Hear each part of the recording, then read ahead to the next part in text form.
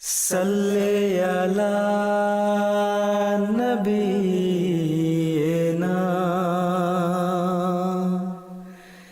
सल्ले अला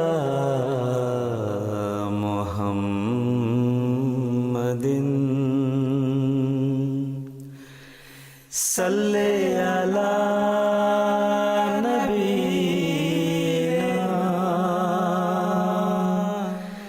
सल्ले अला मुहम्मदिन सल्ले अला हबीबिना सल्ले अला मुहम्मदिन सल्ले अला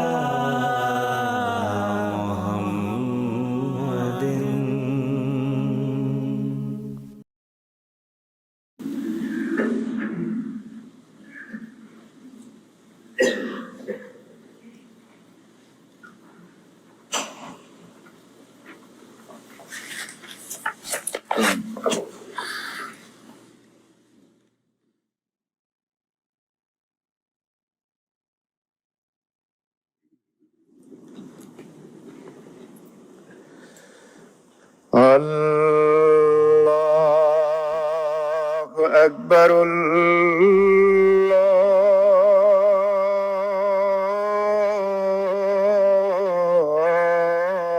الله أكبر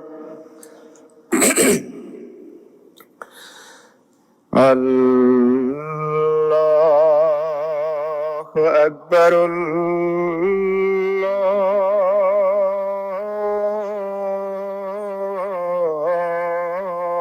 الله أكبر أشهد أن لا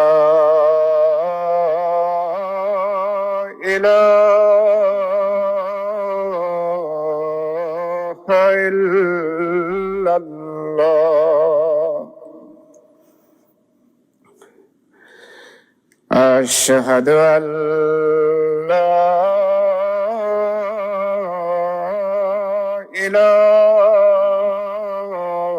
إله إلا الله أشهد أن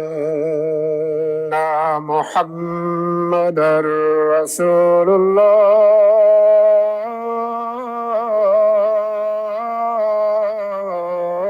الله أشهد أن محمدا رسول الله حي على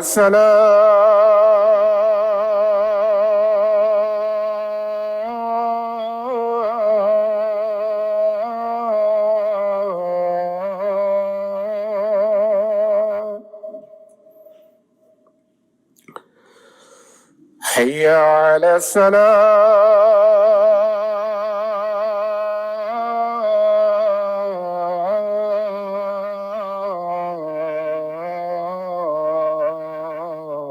الصلاة حي على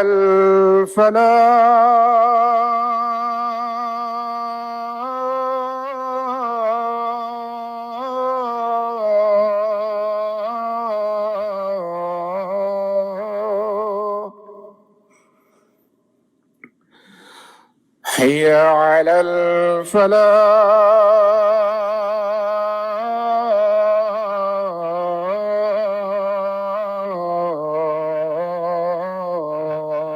الفلاح الله أكبر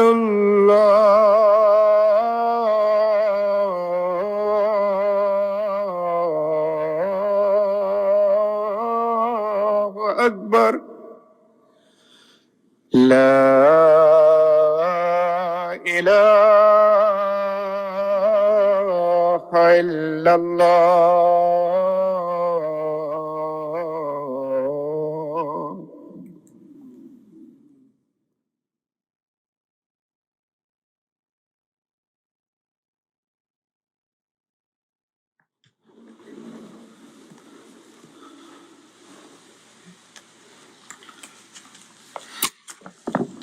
السلام عليكم ورحمة الله.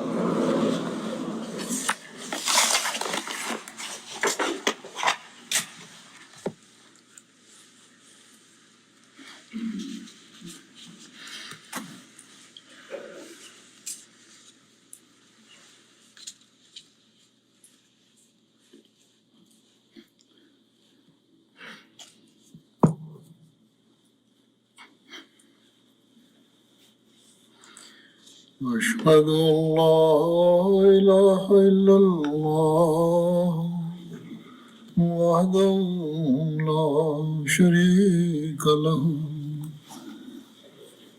وأشهد أن محمدا عبده ورسوله أما بعد فأعوذ بالله من الشيطان الرجيم بسم الله الرحمن الرحيم الحمد لله رب العالمين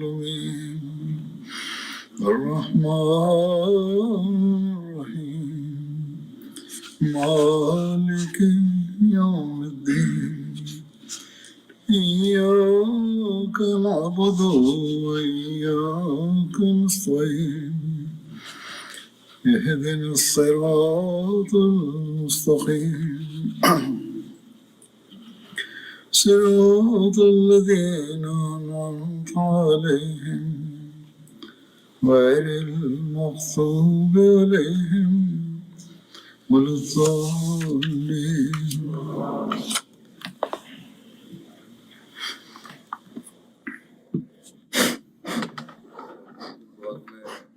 Nowadays, in my Friday sermons, I am discussing regarding the Battle of Uhud. As has been mentioned, that the Muslims in open battle have caused severe loss to the enemies who were forced back. However,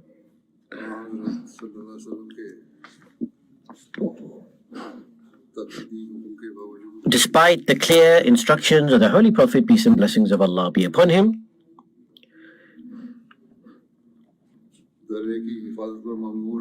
when the majority who were positioned in the mountain pass decided to leave that mountain pass, the enemies decided to attack from that route, causing severe damage and harm to the Muslim army.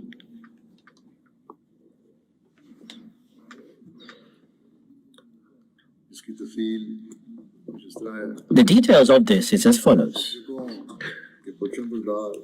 When a polytheist standard bearer, one by one were killed off, and now nobody was left to stand and lift up the standard bearer or the flag, or had the courage to do so, the polytheist started to flee, started to scurry away and retreat.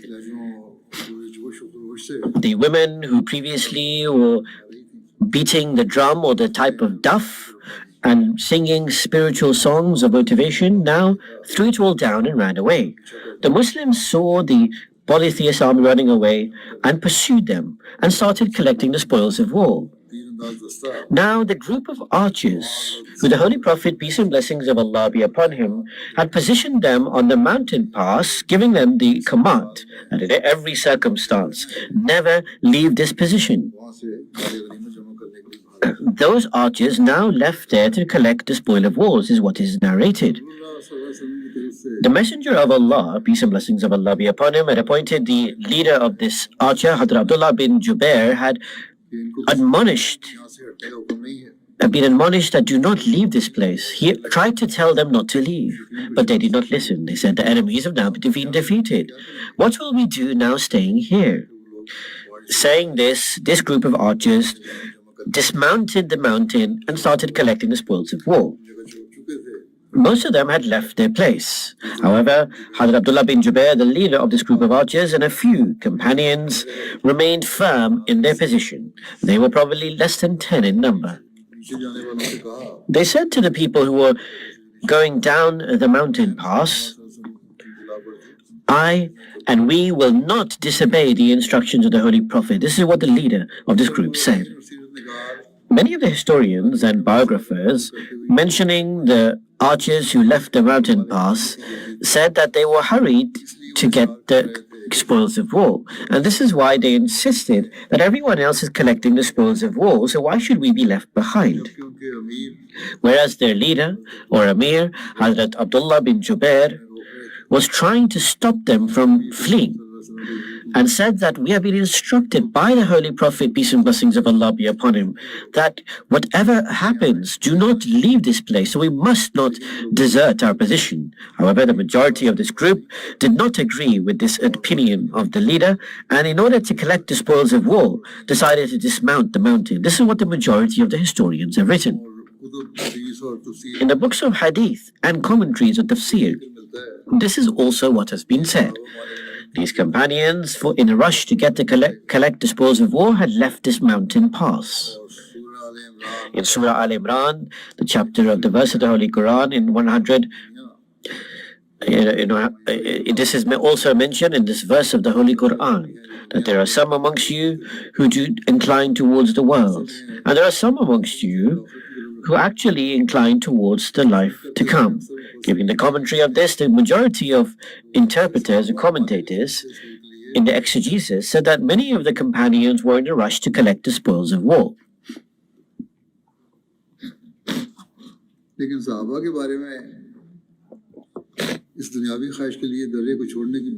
However, it does not seem a natural commentary to say that the companions had a worldly inclination to leave this mountain pass. Hadrat Musleh Maud, second worldwide head of the Ahmadiyya community, I will present a note which has not been published, in which he gives a commentary of this. But before that, I should mention some details. The verse should be mentioned. The verse of the Holy Quran, in it says, with relation to this,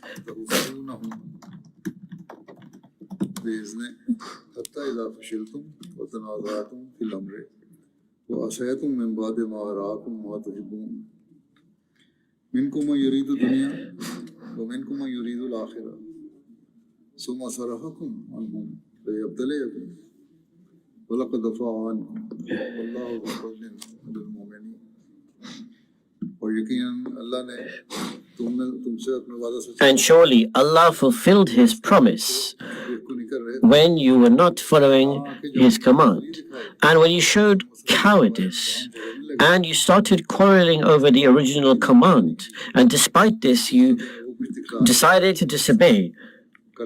Yet He showed you what you so preferred. There were also some amongst you who were inclined towards the world, and there were also some amongst you who were inclined towards the life to come. And then He caused this to occur so He can cause you to be tested as a sign for you. And surely Allah has forgiven you for what you did. And Allah is one who caused great mercy to descend upon His servants. And Allah has surely made good to you His promise when you were slaying and destroying them by His leave, until when you became lax and disagreed among yourselves concerning the order, and you disobeyed after He had shown you that which you loved, He withdrew His help. Among you were those who desired the present world, and among you who desired the next. Then He turned you away from them that He might try you. And He has surely pardoned you, and Allah is gracious to believers. Now the companions, they were those who sacrificed everything. The companions were those who always put Allah and His Messenger above even their family and all wealth.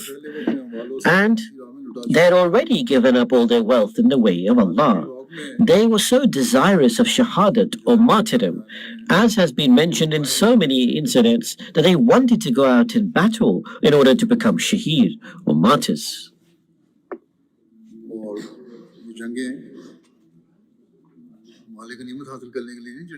These battles were not fought in order to get spoils of war. This is an allegation raised. Yes, certainly, when victory was gained, to collect spoils of war is an auxiliary point a supplementary, secondary point. However, the main, ultimate, overarching objective that the companions had for battle or defensive wars was not to collect the spoils of war.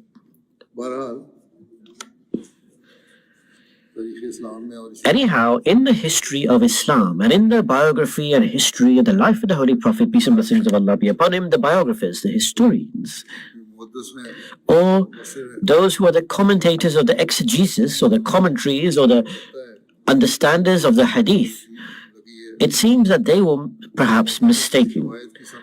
And they relied on some authenticity of any tradition and in their simplicity, or perhaps, or because they believe that those traditions were 100% correct or accurate, they have narrated it in the way that the companions left the mountain pass in order to collect the spoils of war. But they did not realize that this actually creates a lot of harm. And that actually is linked to the personage of the Holy Prophet, peace and blessings of Allah be upon him, or those companions who benefited from his spiritual strength. And actually it creates a very negative perception of the personality of the companions. The sacrifice of the companions and their immense passion to become martyrs. Knowing this, it is difficult to postulate the belief that the companions had dismounted the mountain pass in order to collect the spoils of war. In fact, what we come to learn that when the Sahaba, the companions, saw that the Muslims had gained victory and they saw that they were pursuing the enemy and causing them to flee, the companions, in rejoicing this clear victory, became anxious to celebrate with their brothers. And they wanted to take part in the last moments of the battle ending, and they had an anxiety, a great yearning to have blessings in the last part of the battle. They thought that perhaps our other brothers are directly engaged in the jihad and the fighting, yet we are standing here on the mountain pass. So in this passion to take part in the jihad and the fighting, and considering that the victory had now been gained, they thought that we want to practically, on the ground, take part in the battle. Let us join in the happiness. However, their Amir, their leader, Abdullah bin Jubair, who was more wise and more understanding, his perception, his understanding was linked to the command of the Holy Prophet, who said, whatever the circumstance, do not leave your position on this mountain pass. His viewpoint was, of course, correct, that whatever the case, they should not have left the mountain pass. As I have stated, Hazrat Muslih Maud, second Khalifa of the Ahmadiyya community, in some unpublished notes, has given some commentary on this verse. Well, what he has written, that in this part of the verse, that here when it says that some of you are those who desire the world, does not mean the spoils of war. It means the world and also the final objective. To say that the companions thought they will not get the collect the spoils of war is contrary to the facts of history. Because in Badr, even those people received the spoils of war, but because of some compelling mitigating circumstances, did not even directly take part in the battle. So therefore, it is an entirely wrong notion to think this regarding the companions, that they had materialistic desires. This is what Hazrat Muslih Maud has stated. The fact of the matter is that they wished to also physically partake in the Battle of Uhud. They had this worldly thought to take part in the battle and kill the disbelievers. Here it is not meant in this verse that they wanted to collect the spoils of war. They did not want to be left behind from those who took part, but this was also a worldly thought. It is a worldly thought because to just fight is of no value. However, to not act upon the command of the Holy Prophet means it became a materialistic or worldly thought. They should have acted upon the command of the Holy Prophet and no more. Because to not act upon the injunction of the Holy Prophet, whether the battle is fighting is for the sake of religion or not, and the Holy Prophet had commanded them to have their task somewhere else, so therefore their actual objective was to follow the commands, not just to fight. Similarly, later on in the verse, it says that there are some of you who are among those who desired the next world. The leader of the group and the other companions realized that leaving the past would lead to a negative consequence. They foresaw the negative impact of leaving or disobeying the commands. The leader and his close allies और इसके साथ मुस्तफिद लोगों की नजर इस बात के आखिरी नतीजे or those people who agreed were realizing the far-sighted consequences that they considered were more important to follow the commands of the Holy Prophet. बरखिलाफ इसके हमारी नजर सतह पर पड़ी हुई। However, the other companions were only looking at surface-level impacts. So this is the correct interpretation that actually is manifested from the true sacrifices of the companions. Hazrat Khalif Masih IV, fourth worldwide head of the Ahmadiyya community, referring to this note of the second caliph, has explained further. He says that they wanted the world in this verse means that Hazrat Abdullah bin Jubair, the leader of this faction, he wanted the life to come. Hazrat Muslih Maud, second caliph of the Ahmadiyya community, says, Hazrat Khalif Masih Rabi, fourth caliph, says, Hazrat Muslih Maud, in his notes, has extracted an excellent point from this verse and from this incident.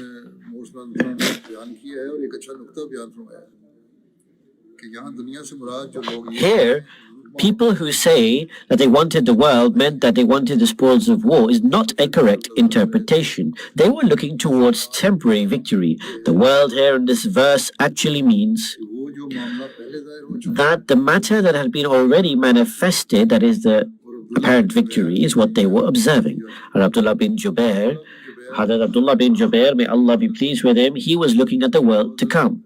And they were just looking at the facts of the matter in the world now. And Hazrat Abdullah bin Jubair was looking at that the greatest victory is in obeying the Holy Prophet.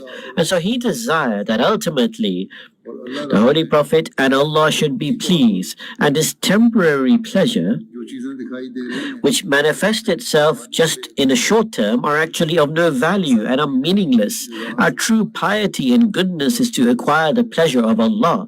So therefore, Hazrat Muslih Maud, may Allah be pleased with him, Hazrat Khalif Masih IV mentions that Hazrat Muslih Maud, may Allah be pleased with him, says that this argument is also completely unlinked, that they desired the world and that they desired the world to come, because the reality is, what was that world?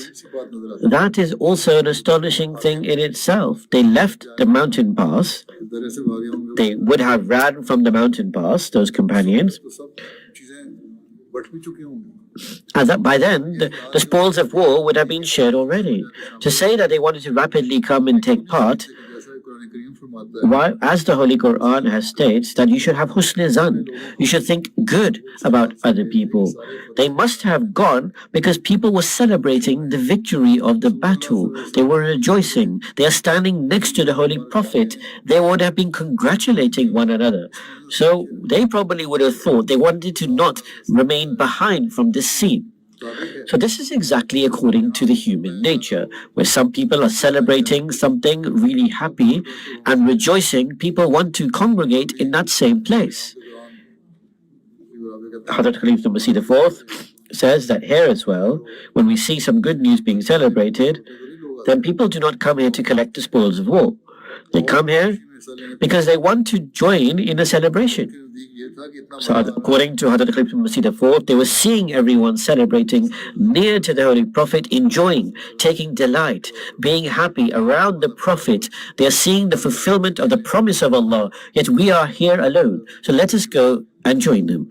But Hazrat Abdullah bin Jubair, may Allah be pleased with him, was looking at the life to come. That they are looking at short-term delight, whereas we are looking for the sake of the Holy Prophet and Allah to sit here separately. The command given to us should be acted upon, and the desire of that is not the same type of desire which is down there. Anyhow, on the other side, when the polytheist disbelieving army had completely fled, and on the other side, the appointed 50 or so fighters had left the mountain pass, or 40, and come down, Khalid bin Walid spotted this quickly and saw that where the archers, at the time Khalid bin Walid had not yet become a Muslim. He realized that the mountain pass had emptied. Only a few people were left there.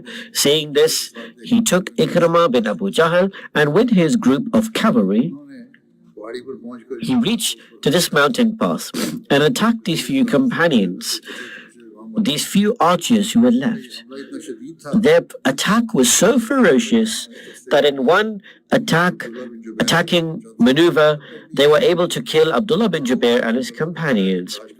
They mutilated Abdullah Jubair. That is, his leg, his nose, his ears, his face were all cut off. Then, suddenly, the disbelieving army came down from the mountain pass and encircled the Muslim army who were collecting the spoils of war and were busy arresting some disbelievers. When suddenly this cavalry of the disbelievers reached around them. Uzza and Hubal, their gods their idols they were raising slogans of. They reached to the Muslims and had them in arm's length. The Muslims were left helpless. भागने लगा And they started running in any and every direction. The little spoils of war they had collected कितने कैदी बनाए थे and all the people they had arrested, the Muslims instead left all of that and became dispersed. Their alignment of formations of ranks were now completely scattered. The standard bearer of the disbelievers was on the floor. But in this new circumstance, a woman, Amra bint Aqaba, picked it up and lifted her up high. And she started calling back the polytheists in a loud voice. पश्चिम को बुलंद होते देखा The polytheists saw their flag being raised high, and they realized that now the situation of the battle had transformed upon its head, and they started gathering upon a focal point. One writer has written that तो झंडे को अमरा Amra bint al-Akrama, a lady, had picked up the flag of the enemy, and she started raising loud slogans, and she started telling off the disbelieving individual soldiers who were running away, and she was calling them to come and help.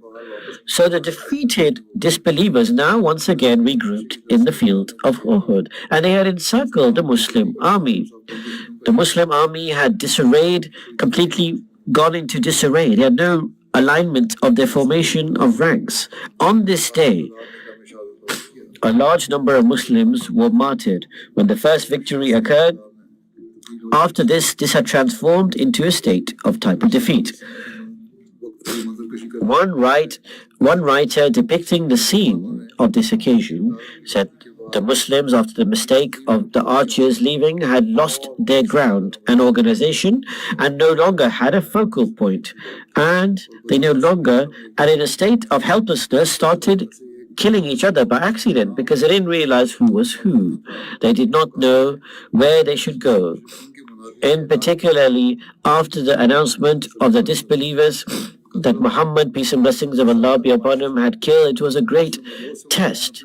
Many of the Muslims had mistakenly been killed at the hands of other Muslims. Sometimes a Muslim killed another Muslim because the state was of such chaos and confusion. No one knew what was happening. And after Khalid's maneuver, which had arranged the disbelieving army into a more organized faction, they looked to finish off the Muslim army. But Allah caused His grace to descend. And what the enemy desired did not actually get achieved in its totality. Hazrat Huzaifa's father, regarding him getting killed by accident, that one example was with relation to the father of Huzaifa, who the Muslims accidentally killed. Ibn Ishaq has related that at the time when the Holy Prophet ﷺ had gone for the battle of Uhud, Sabit bin Waqsh and Usail bin Jabir, whose name was Yaman, and he was the father of Huzaifa bin Yaman. They were quite elderly, and they were in that fortress in which the Muslim woman had gone to get protection. One said to the other, "What are you waiting for?" They were in the fortress, and they started speaking to one another and saying, "What are you waiting for? We do not have much of our life left. We are quite elderly. If we do not die today, we will die in the future or tomorrow. Should we not lift our swords and wield it? Should we not go and help the Holy Prophet? Perhaps we will get martyrdom." कुफार पर जा पड़े। They both grabbed their swords and went to the disbelievers, ये जानते थे and they joined with the Muslims. शामिल ही नहीं है और मदीना में मौजूद है जबकि ये अब मैदान जंग में पहुंच कर लड़ाई में शामिल हो So now they had joined in the battlefield. पहचान नहीं सकते। The Muslims could not immediately recognize them because they were not part of the original army. They did not realize who they were. Sa'd bin Waqsh had been martyred by the disbelievers. Huzaifa's father was, as a result of not being familiar with who he was accidentally martyred. Huzaifa said, "This was my father who has been martyred." When he saw he had been killed, he said he had been martyred. The Muslim said, "We swear by God, we did not recognize and we accidentally killed him." And they said the truth. Huzaifa said, "May Allah forgive you. He is the most merciful." Then the Holy Prophet, peace and blessings of Allah be upon him, later desired to pay the blood money for Yaman, who was the father. He said, "We will pay his blood money on behalf of the Muslims." But Huzaifa refused this.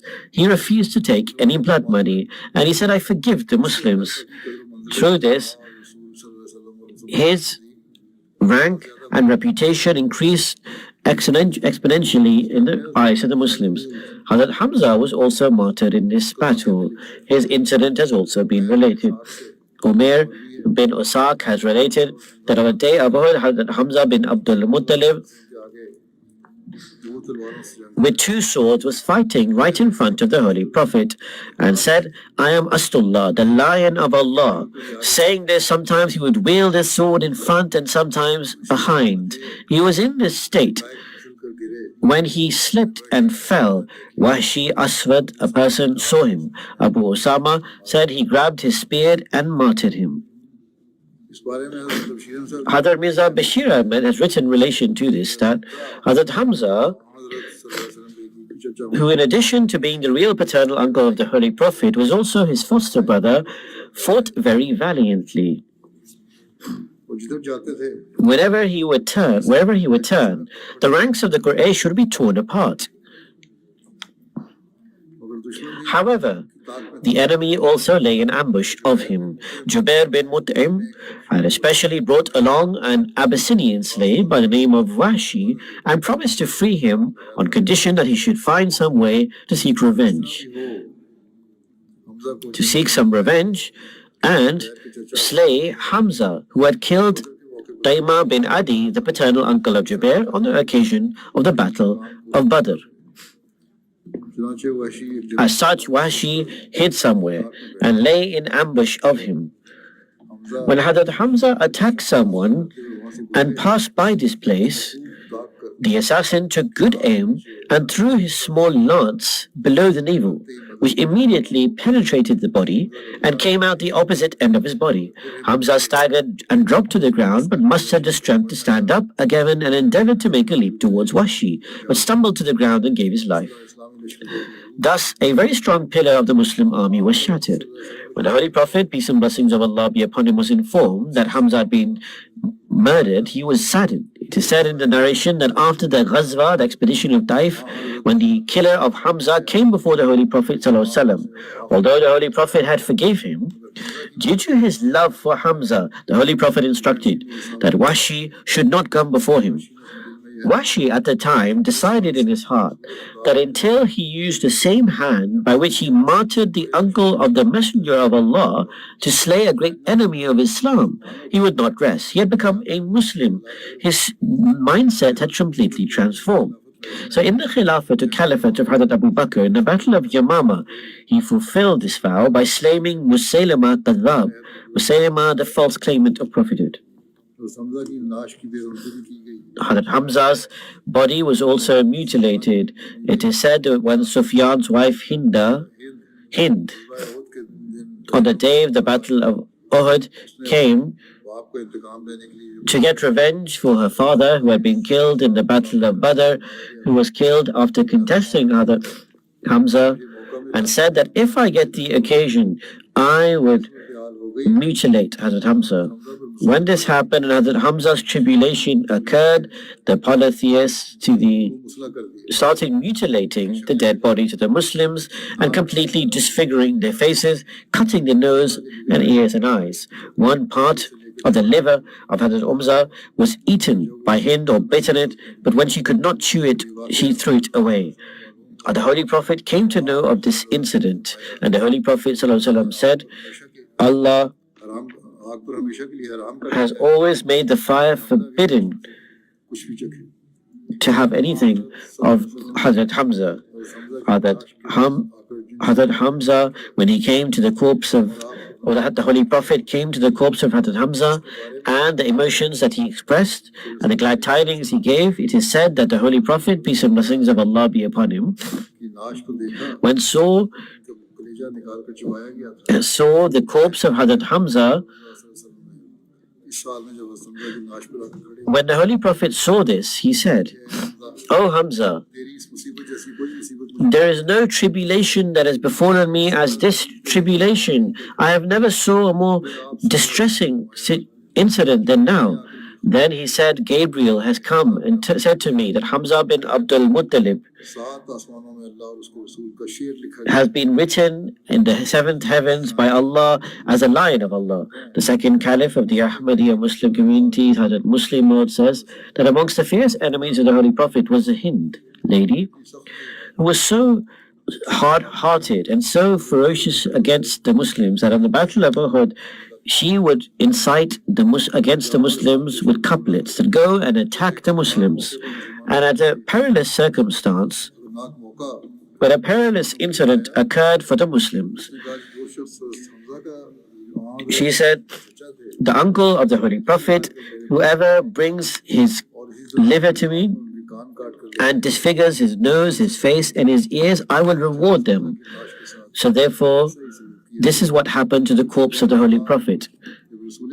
After the battle, when the Holy Prophet came to know of this, that his uncle had been mutilated and disfigured in such a disrespectful manner, naturally he was deeply pained and hurt.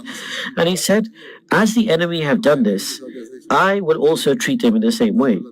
Then Allah the Almighty gave him this revelation that despite the barbaric treatment, you should not take such steps and measures, and you should overlook and forgive. So therefore, Islam is forbidden acting in such a manner. Here, the sister of Hazrat Hamza's incident has also mentioned how she showed patience and she showed an envious example of obedience. Hazrat Zubair has related that on the day of the Battle of Uhud, at the conclusion of it, a lady rapidly came forward. She would have seen the corpses of the martyrs when the Holy Prophet did not consider this appropriate, that the lady should come see the very disfigured, mutilated corpses of the Muslims. So therefore the Holy Prophet stated, "Stop this woman. Stop this woman." Hazrat Zubair states that I looked carefully that this was my mother, Hazrat Safiya. So I ran towards her, and before she reached the corpses of the martyrs, I met her. She pushed me hard on my chest away. She was a strong woman, and she said, "Move away. I am not going to listen to anything you say." I submitted. The Holy Prophet, peace and blessings of Allah be upon him, the noble messenger, has instructed for you to stop. You should not see these corpses. Hearing this, she immediately stopped, and she took out 2 cloths that she had and said, "These are 2 cloths that I had brought from my brother Hamza. I came to know of his martyrdom." Anyhow, she did not listen to what her son said. She pushed him away hard. But when she heard the instruction of the Holy Prophet, peace and blessings of Allah be upon him, she immediately stopped out of obedience. When she heard the name and the word of the Holy Prophet, despite being in so much distress and sorrow, remaining in her senses and keeping firm to obedience, she followed this instruction. Then she stated, "Say to the Holy Prophet." She said, "I will not go." But she said, "Submit to the Holy Prophet that I have come to know that my brother has become martyred. And I've come to know that his corpse has been mutilated. I just want to see him. I promise that I will not start wailing loudly. I will show patience." So when Hazrat Zubair submitted this to the Holy Prophet, peace and blessings of Allah be upon him, said, "Let her go. Fine, let her go see." So she went and sat next to her brother's corpse, and she started crying uncontrollably, but she did not express anything out of her mouth, seeing this line of God. According to this narration, the Holy Prophet came near there and came and sat down with them. And the Holy Prophet also started crying. The brave sister, after some time, got up after praying and said to her son, "I brought 2 cloths for my brother, as has been mentioned before. I had come to know of his martyrdom, so I brought these cloths. So please bury him in these 2 cloths." Narrator says that when we were about to let Hamza in these 2 cloths, we saw that there was an Ansari who was also martyred nearby. He was also disfigured in the same terrible manner. We were embarrassed to think that Hazrat Hamza would be buried in his coffin in 2 cloths and this Ansari companion should have no cloth. So we decided that in one cloth would be wrapped Hazrat Hamza and in the other would be wrapped this Ansari companion. Now when we came to realize that one was taller than the other, so therefore we did a random selection, and whichever name came out, we buried him in that length of cloth. The first caliph of the Ahmadiyya community, Hazrat Khalifah Masih I, said Hazrat Hamza, seeing the polytheist and anxious, he had penetrated in the heart of the enemy ranks. When Abdullah bin Jubair's companion, contrary to the instruction of the Holy Prophet, came to get the spoils, perhaps with the reason of the spoils of war, as is stated, and they came to the battle. That Hamza Abdullah bin Jubair was martyred. That Ali and Hazrat Umar and Hazrat Siddiq Abu Bakr were also hurt. Hind bint Ubba, wife of Abu Sufyan, took out the kidney of Hazrat Hamza and chewed it. And they disfigured the ears, the nose, the faces of the Muslim corpses, and they wore it as jewelry. And the Muslims became enraged. They became furious to the extent that the Holy Prophet became so agitated. He became so angry that he also instructed that now, when you gain victory, you should also treat the Muslim corpses as such. So his beloved uncle, Hazrat Hamza, seeing him, did the following, seeing his beloved paternal uncle in this state: "I will mutilate 70 of his people in revenge." However, this was just a temporary emotion, but his overcoming emotion and natural inclination was with relation to this verse that was revealed to him by Allah the Almighty to the Holy Prophet, peace and blessings of Allah be upon him, that on such occasions you should show patience. Glory be to Allah, and this is why he was called the mercy for all mankind.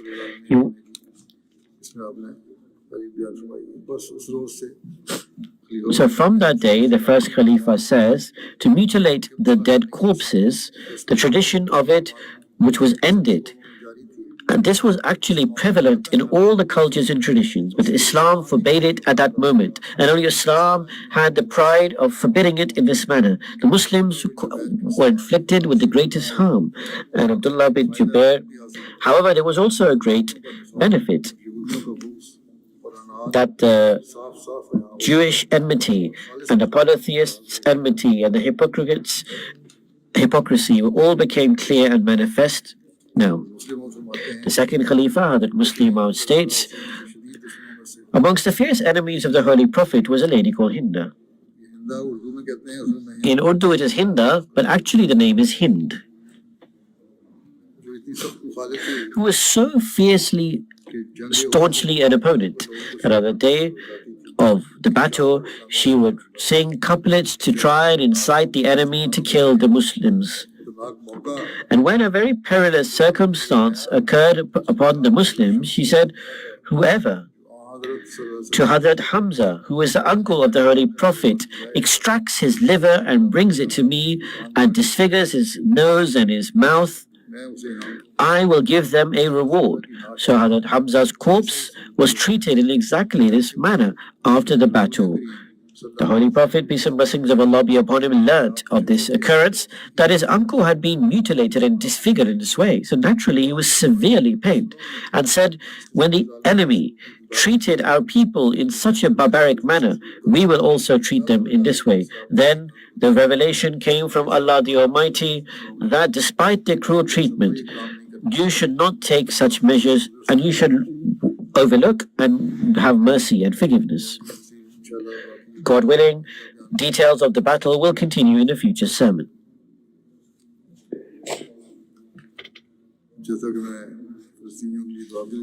As I continuously request for prayers for the Palestinians, go on praying. True actions and measures against injustice, may Allah the Almighty enable it to do so. Although there is an increase in the voices against the injustice, and there are statements of saying that this is injustice and cruelty. However, the Israeli government, it seems that everyone is afraid of them, or naturally the Western world is against the Muslims. They perhaps have hatred against the Muslims, and as a result of this, they may desire that the injustices against the Muslims should not end, or correct action should not be taken to end it. They do not consider that there are innocent children, there are innocent and oppressed children and women and elders. Anyhow, we cannot trust them fully for this reason, but we should keep on striving to explain to them, to pray. The Muslim countries as well, may Allah give them courage and the ability to create their strength, to become one, and also raise their voice against this injustice and make efforts to end it. After the Friday prayers, I will also lead a funeral prayer, not just one, but two in absentia. The first is of Sheikh Ahmad Hussain Sultana Sahib, who was from Gaza. Muhammad Sharif Ode has said about him that recently in Gaza, as a result of Israeli bombardments, our elder Ahmadi Sheikh Ahmad Hussain Abu Sultana Sahib became martyred. Surely to Allah we belong, and to Him we shall return. He is the first Ahmadi to be martyred in the current war. Sheikh Sahib was about 94 years old, and he was originally from Al-Azhar University. In 1970, he came to Haifa with some of his friends, and because it was Eid, according to divine decree, along with his friends, he somehow reached to Kababir. Maulana Bashiruddin Obaidullah Sahib, the missionary, during the Eid sermon, talked about the coming of the Imam Mahdi. Through this, Abu Sultana Sahib became interested. He said to Falahuddin Ode Sahib that Maulana Bashiruddin Ode Sahib, I would like to have a detailed meeting with him. During their meeting, he said to Maulana Sahib that my father had advised me that if in your life you come to know of the arrival of the Imam Mahdi, most certainly do the oath of allegiance. So on the same time, Abu Sultana Sahib did the oath of allegiance. Seeing this, some of his friends or close ones also did the oath of allegiance. Abu Sultana Sahib in his area was known as a very good scholar. He has no children, but he was loved by everyone. However, there were sincere Ahmadis amongst his relatives. After doing the bayat according to his capacity, he used to go to Kababir, and he remained in contact with the Ahmadis of Kababir. He had great love with Khilafat. And he has expressed this on many occasions, that he is a true Ahmadi. He had extraordinary devotion to the Holy Quran. Every week he would regularly recite the Holy Quran. He mentions it in a recording that I have seen that someone sent to me. Sheikh Muhammad Abu Sultana Sahib, who was the brother of Abu Sultana Sahib, his wife his second wife. She was also severely injured. May Allah the Almighty grant her full recovery. Dr. Aziz Hafiz Sahib, he went there from Humanity First.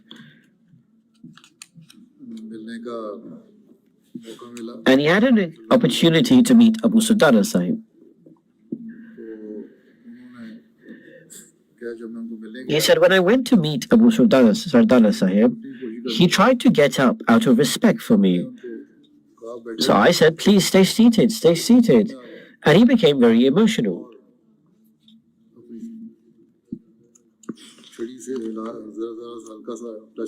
And he started touching him with his staff or stick and said, you are a representative of Khalifatul Masih. How can you stand and I sit down? He had so much respect and regard for Khilafat or Caliphate. Then he grabbed his hand and said, the land from which you are connected, that is where the Masih Ma'ud, the promised Messiah, came from. And for promised Messiah and Khilafat, he had so much devotion that seeing him, Aziz Hafiz Sahib says, that seeing him, I became inspired. Then through Dr. Sahib, he also sent a message on his mobile for me that I want to record a message that has already gone viral, that message, and I will read it out, some aspects of it. He said the message that he sent in my name, that I testify that there is none worthy of worship except Allah, and Muhammad sallallahu alaihi wasallam is his messenger. Assalamu alaikum, peace and blessings of Allah be upon you, Khalifatul Masih al-Khamis, the fifth caliph. Every week I complete the Holy Quran once.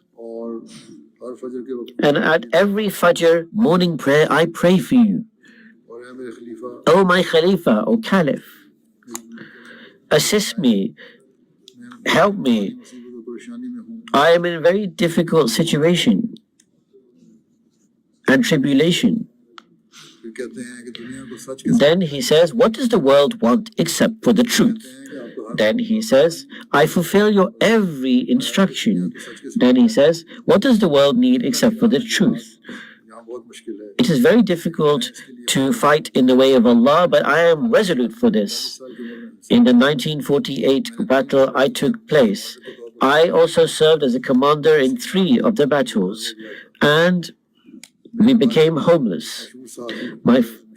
My father was a very well-known Sufi. My brother Muhammad was a chief judge of Gaza. Here.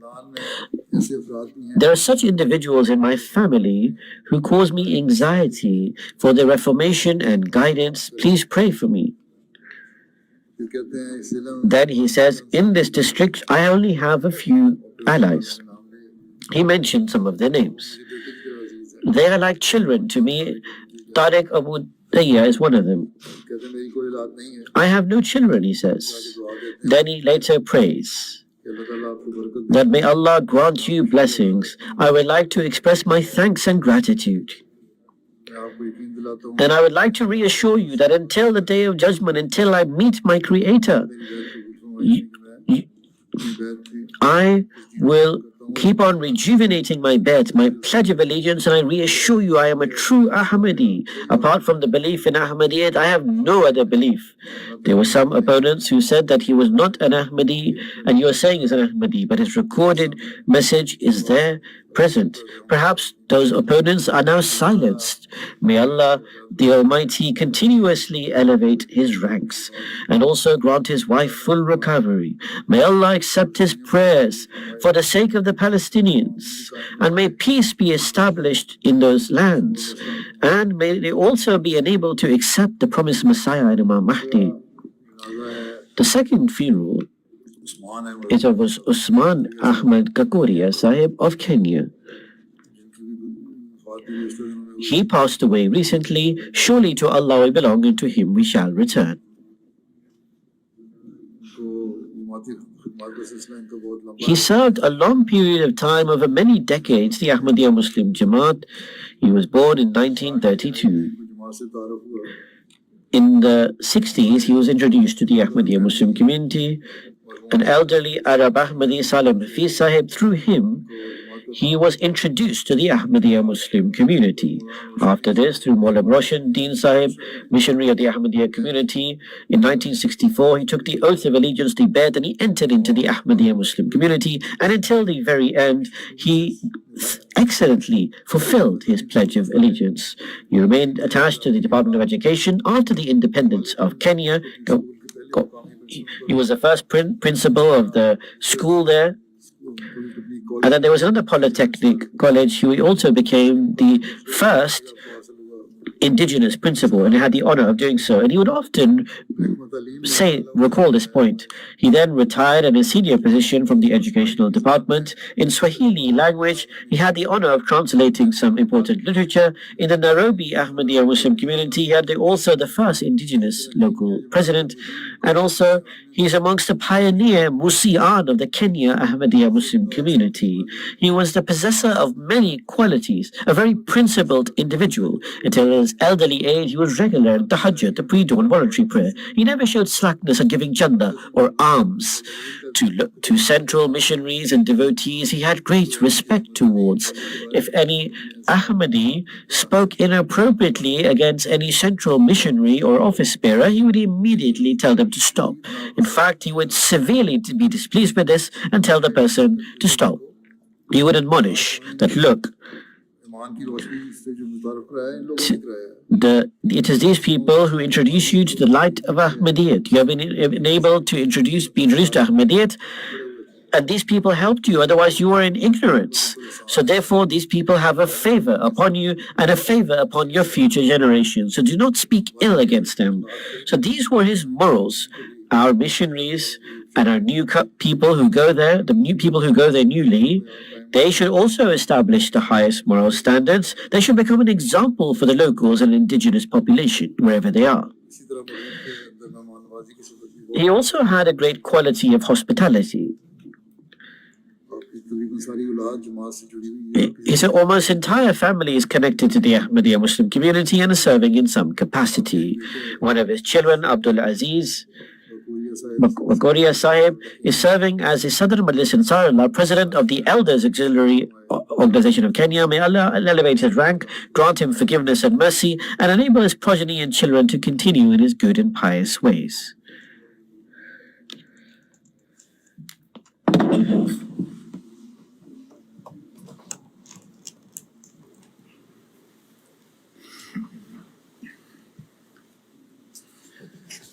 الحمد لله نحمده ونستعينه ونستغفره ونؤمن به ونتوكل عليه ونعوذ بالله من شرور أنفسنا ومن سيئات أعمالنا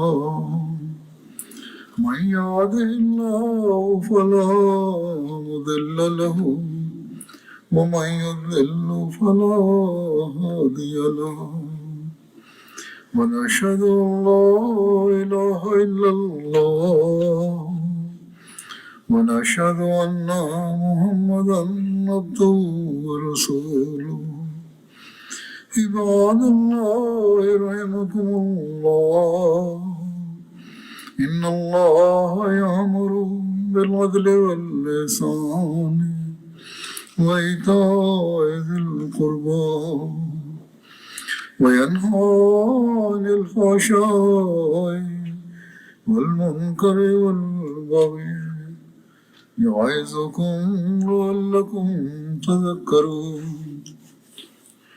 اذكروا الله يذكركم وادعوه يستجب لكم ولذكر الله أكبر